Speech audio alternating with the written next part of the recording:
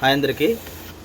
నిన్న ఒక న్యూస్ బాగా వైరల్ అయింది. ఒక వీడియో అదేంటంటే ఒక స్టూడెంటు మొబైల్ వాడుతుందని చెప్పేసి వాళ్ళ టీచర్ ఎవరో ఆ ఫోన్ తీసుకుంటే, ఆ టీచర్ ఫోన్ తీసుకుందని చెప్పు తీసి కొట్టింది ఒక స్టూడెంట్ అనమాట. ఒక అమ్మాయి. అంటే నిజంగా ఆడపిల్లలు ఎలా తయారయ్యారంటే చాలా దారుణంగా ఉన్నారు. ఆహ్, ఎంతైనా ఒక పాఠాలు చెప్పే గురువు మీద చెప్పు తీయడం అంటే అసలది మామూలు విషయం కాదనమాట. ఎందుకంటే చాలామంది ఆడపిల్లలు ఎట్లా ఉన్నారంటే ఇంక చాలా వైల్డ్‌గా తయారవుతున్నారు. మగాళ్ళు కూడా భయపడుతున్నారు అలాంటోళ్ళని అలాంటి ఆడోళ్ళని చూసి. సో, నాకు అర్థం కాలేదు. ఎందుకు అంత ఇదిగా తయారవుతున్నారు ఆడవాళ్ళు? ఏమైంది మీకు? ఎంతో చక్కగా ఒక 10 మందికి ఆదర్శంగా నడవాల్సిన ఆడవాళ్ళు ఇట్లా ఒక అమ్మాయిలు ఇలా తయారైతే ఇప్పుడు అంటే ఇలా ధైర్యం ఏంటంటే ఒక అమ్మాయి తప్పు చేసినా ఎవరు మాట్లాడరు. ఎందుకంటే ఏం చేసినా అమ్మాయి కదా ఆడపిల్ల అనే ఒక జాలి వాళ్ళ మీద ఎక్కడలేని కరుణ వచ్చేస్తది. అదే పని ఒక అబ్బాయి చేస్తే వాడిని ఎలా అంటే ఇంక నానా టార్చర్ పెట్టేత్తారనమాట. వీళ్ళ పేరెంట్స్‌ని పిలిపించేసి, కౌన్సెలింగ్ ఇప్పించేసి ఆ చంప, ఈ చంప పగలగొట్టేసి ఇంకా ఆయన్ని ఒక బీభత్సంగా తయారు చేసేత్తారనమాట. సో, ఇలా ఉన్నారు. ఆహ్, నిజంగా ఆ అమ్మాయి ఇప్పుడు ఎలా అసలు ఎంత దారుణంగా మాట్లాడిందంటే ఆ అమ్మాయి ఒక బిహేవియర్ గాని, ఆ వే ఆఫ్ టాకింగ్ గాని చాలా వరస్ట్‌గా ఉందనమాట. అంత గట్టిగా అరుస్తూ చాలా చిరాకుగా అనిపిస్తుంది. చూడగానే ఇంక అసలు వేరే వాళ్ళైతే ఇంక లాగి ఒక్కటి పీకాలే. కానీ ఆ టీచరు ఏం మాట్లాడకుండా "నువ్వు ఇట్లా ఫోన్ వాడడం ఏంటి? ఫోన్ యూజ్ చేసి ఫోన్ మాట్లాడడం ఏంటి?" అని చెప్పేసి అడిగినందుకు చెప్పు తీసి చూపించి చెప్పుతో కొట్టింది. ఇంత దారుణంగా తయారవుతున్నారు అమ్మాయిలు. ఒక టీచర్‌ని పట్టుకొని అట్లా చేస్తారు. అసలే టీచర్‌కి వాల్యూ లేదు. ఎంత పాఠాలు చెప్పినా, ఎన్ని చెప్పినా ఆళ్ళని కనీసం రోడ్డు మీద చూసినా కూడా పలకరించరు. మొహాలు తిప్పుకొని వెళ్ళిపోతారు. అమ్మో! ఇప్పుడు దొరికాడంటే నువ్వేం చేస్తున్నావు? ఏంటి అని అడుగుతాడు.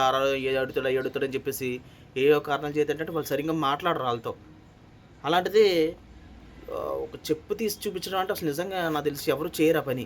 ఎందుకంటే ఎంతైనా పాఠాలు చెప్పిన వాళ్ళని ఎవరిని కూడా ఇంక మనం ఆళ్ళు ఎన్ని మాటలన్నా ఏమన్నా సైలెంట్‌గా ఉండి, మౌనంగా ఉండి వెళ్ళిపోవడమే తప్ప, పోన్లే తిట్టుకున్నారని చెప్పి వెళ్ళిపోతే అది వేరు. అది మానేసి చెప్పు తీసుకొచ్చి నా ఫోన్ నువ్వు ఎందుకు తీసుకున్నావు? నా ఫోన్ నా ఇష్టం నీకెందుకు అన్నట్లు మాట్లాడితే, అమ్మాయిలు ఇట్లా తయారైతే రేపొద్దున ఆహ్, చాలా కష్టం. ఎందుకంటే ఇంక భవిష్యత్తులో ఇలాంటోళ్ళని ఎవరు చేసుకోరు. ఏ ఇంటికి కూడా రానివ్వరు ఇలాంటి ఆడపిల్లల్ని. చాలా ప్రమాదకరమైన సిట్యుయేషన్స్‌లో ఉన్నారనమాట. ఇప్పుడు మన అసలే విద్యా వ్యవస్థలో గురువులకి గాని, ఇవికి గాని పెద్దగా వాల్యూ లేకుండా పోయింది. సో, దయచేసి ఆడపిల్లల్ని పెంచేవాళ్ళు ఎవరైనా తెలిసి ఒక్కసారి ఆలోచించుకోండి. మీ పిల్లలు ఎట్లా తయారవుతున్నారు? ఏంటి?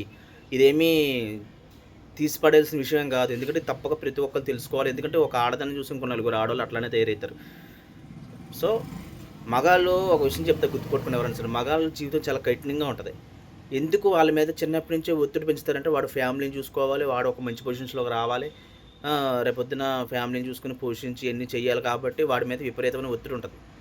ఆడవాళ్ళకి అట్లా గాదు కదా! పెళ్లి చేసుకొని అత్తారింటికెళ్ళిపోతారు. కాకపోతే అక్కడ ఇట్లా ఉంటేనంటే కుదరదు కదా! వాళ్ళు అలా ఉంచుకోరు.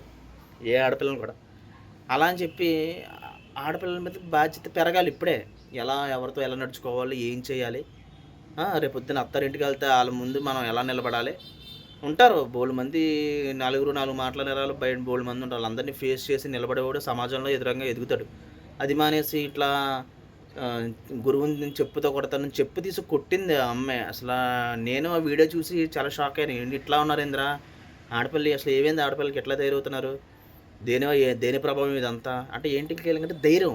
నేను ఆడపిల్లని నన్నెవడేమంటాడు నన్నేమన్నా అంటే ఆడి మీద కేస్ పెడతాడు. ఏముంది ఆడోళ్ళు కేస్ పెడితే అదే మగోడి మీద కేసులు లేవు కదా! మగోడు ఏం చేసినా కేసులుండవు. ఆడది ఏదైనా చేసిందంటే ఆడు వెంటనే 490 కేస్ ఏసేసి ఇష్టమున్నట్టు కేసేసి లోనేసేసి ఆడికి నరకం అంటే ఏంటిదో చూపిత్తారు. అదే ఆడదానికి అట్లా కాదు కదా! ఆళ్ళు చెప్పిందే వేదం. ఆళ్ళకి సాక్ష్యాలతో పని లేదు. అమ్మాయి చెప్పింది ఒక ఏడుపు ఏడిసిందంటే అమ్మాయి చెప్పింది నిజం. అమ్మాయి ఎంత బాధపడిందో, ఎంత నరకం అనిపించేసిందో అంతకంత బాధపడిపోయిందంటారు. సో, ఇలాంటి ఆడపిల్లల్ని దయచేసి చాలా జాగ్రత్తగా చూసుకోవాలి ఇలాంటోళ్ళని. ఇంకా నాకు తెలిసి ఆ అమ్మాయి చేయి దాటిపోయింది కాబట్టి ఇప్పుడు ఇట్లా తయారయింది. నెక్స్ట్ ఇప్పుడు ఏం జరుగుద్ది? మహా అయితే ఇప్పుడు ఆ అమ్మాయికి టీసీ ఇచ్చేస్తారు. లేదా ఇంటికెళ్ళిపోతది. ఇంట్లో ఏదో 4 తిట్లు తిడతారు. ఇంకా అంతే అమ్మాయి ఇంకా పోషగా ఇంకా ఇదిగా తయారైపోయి, ఇంకా వైల్డ్‌గా తయారైపోయి నేను ఇట్లానని చెప్పేసి ఇంకా ఇలా తయారవుతది. సో, దయచేసి ఆడపిల్లల్ని చాలా జాగ్రత్తగా చూసుకోవాలి. ఖచ్చితంగా ప్రతి ఒక్క తల్లిదండ్రులు తెలుసుకోవాలి. ఎందుకంటే ఆహ్, ఇప్పుడు ఆడవాళ్ళు, మగవాళ్ళని లేదు. ఇద్దరూ కలిసి పని చేసుకుంటేనే జీవితం ఎదరికెళ్తుంది. ఇప్పుడు నలుగురు ఇద్దరు భార్యాభర్తలు ఉన్నారంటే ఇద్దరు కూడా ఖచ్చితంగా పని చేసుకోవాలి. అప్పుడే వాళ్ళ ఇల్లు ఏదో రకంగా గడుస్తుంది. ఒకళ్ళు డబ్బులు లోన్లు కట్టుకొని ఇంటి రెంట్ కట్టుకున్నా ఇంకోళ్ళ డబ్బులు ఇంటి మెయింటెనెన్స్ సరిపోతుంది. సో ఇలా ప్రతిదీ ఎందుకు చెప్తున్నానంటే నాకు తెలుసు ఇట్లాంటి పిల్లలు చాలా భయంకరంగా ఉన్నారు ఆడవాళ్ళు బయట.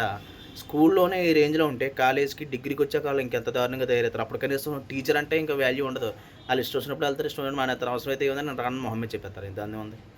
సో తెలుసుకోవాల్సిన విషయం ఏంటంటే ఖచ్చితంగా ఇలాంటి వాళ్ళ మీద యాక్షన్ తీసుకోవాలి. ఎందుకంటే ఇలాంటి పిల్లలు చాలా డేంజర్. ఆడపిల్లలు చాలా వైల్డ్‌గా తయారవుతున్నారు. మగోళ్ళు అబ్బాయిలు భయపడుతున్నారు అమ్మాయిని చూసి.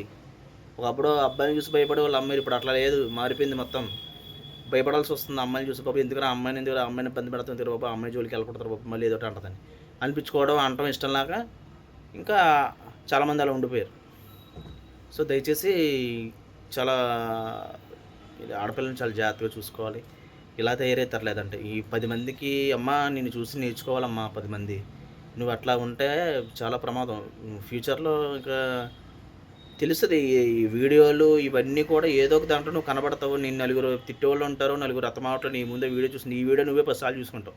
నేనైనా అలా చేసిందని తర్వాత బాధపడతావు. ఎందుకు వచ్చింది చెప్పు.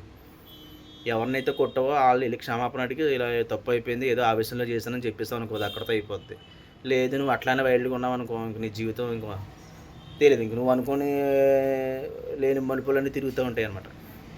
సో ఖచ్చితంగా ప్రతి ఒక్కరు చూడండి. ఇలాంటి వాళ్ళు కష్టమే నాకు తెలిసి. చాలా ఇబ్బంది పడతారు. ఆడపిల్లలు లేరు ఇప్పుడు. చాలా బయట సొసైటీ ఎట్లా ఉంది, వీళ్ళు ఎట్లా ఉన్నారో అర్థం అట్లా నాకు. సో జాగ్రత్తగా ఉంటే మంచిది. ఇప్పటికైనా మించిపోయింది ఏం లేదు. వెళ్ళి మేడంని ఎవరినైతే కొట్టో వెళ్ళి క్షమాపణ అడిగి ఏదో ఆఫీసులో చేస్తానని దయచేసి ఏమనుకోవద్దు, నన్ను క్షమించండి మేడం అని చెప్తే అయిపోద్ది అక్కడితో. అయినా ఫోన్లు ఇవ్వకూడదు ఆడపిల్లలకి. ఇట్లానే తయారవుతారు. ఇంట్లో ఉంటే ఎట్లయినా ఉంటే ఇంట్లోనే చూసుకోవాలి, కానీ ఇక్కడ దాకా తీసుకొచ్చి స్కూల్లో కాలేజీల్లో చేస్తే ఇట్లానే తయారవుతారు. మేము ఫోన్లు వాడతాం, మేము కాలేజీకి పట్టుకెళ్ళేవాళ్ళు. కాకపోతే పొద్దున్న ఇచ్చేసామా, సాయంత్రం వచ్చే ముందు, కాలేజీ నుంచి వచ్చే ముందు ఆఫీస్ రూమ్లో పెట్టేసేవాళ్ళం ఫోన్లన్నీ అంతే. అప్పుడే చూసుకునేవాళ్ళు. ఎవరు ఫోన్ చేయరు కదా కాలేజ్ టైంలో. ఎవరు ఫోన్ చేస్తారు? మేమేమైనా చూసుకోవాలనుకుంటే చూసుకోవడం వాళ్ళ. మేము ఎవరైనా ఫోన్ చేయాలంటే చేసుకునేవాళ్ళం. ముందే హ్యాండ్ ఓవర్ చేసేసేవాళ్ళం. సాయంత్రం వచ్చి మళ్ళీ పట్టుకెళ్ళిపోయేవాళ్ళం. ఏదైనా ఇంటికాడ చూసుకునేవాళ్ళం. మళ్ళీ పొద్దున్న కాలేజ్కి వెళ్ళే ముందు ఆఫీస్ రూమ్లో ఫోన్లు పెట్టేసేవాళ్ళం. మేము అట్లనే చేసాం. మాకు ఇట్లా టీచర్ని అనడం గట్టే ఉంది. నిజంగా ఎవరినో మాట అన్నా మేము ఫోన్లే మమ్మల్ని కదా అన్నారని ఊరుకునేవాళ్ళం, లేదా బాధపడేవాళ్ళం. ఇలా అన్నారు ఏంటని బాధపడేవాళ్ళం అంతే. ఇప్పుడు మేము ఎప్పుడు టీచర్ని తిట్టడం కానీ ఇట్లాంటివి చేయలే. గురువుల్లో కూడా కొంతమంది ఉన్నారులే అలాంటి కూడా.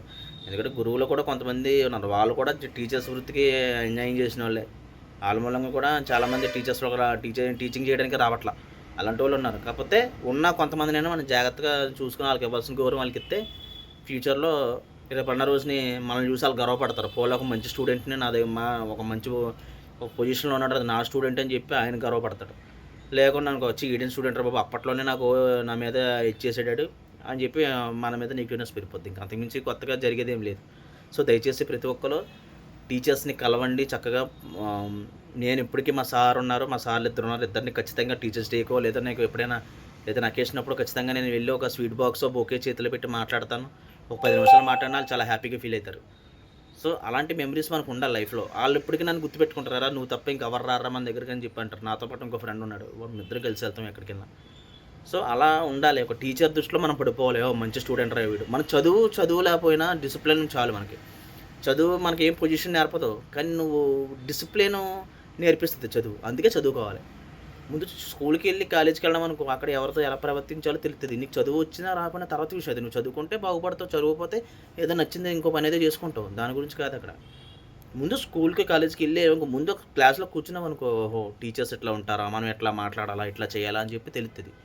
అదేంటి దాన్ని డిసిప్లిన్ అంటారు. అది ఉన్న చోట ఏదో రకంగా మనకి విజయం సాధ్యం అవుతుంది. అది లేకుండా మనం వాళ్ళు ఏదో పోర్స్గా ఉండే ఆ బొక్కల ఏంటి అన్నట్టుంటే జీవితం బొక్కడిపోద్ది. ఇంకా అంతకుమించి ఏం చేయలేదు.